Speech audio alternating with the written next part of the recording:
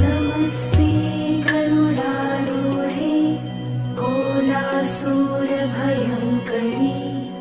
सर्वपापहरे देवी महालक्ष्मी नमोऽस्तुते। सर्वज्ञे सर्ववरदे सर्वदुष्टभयङ्करी सर्वदुःखहरे देवी महालक्ष्मी नमोऽस्तुते।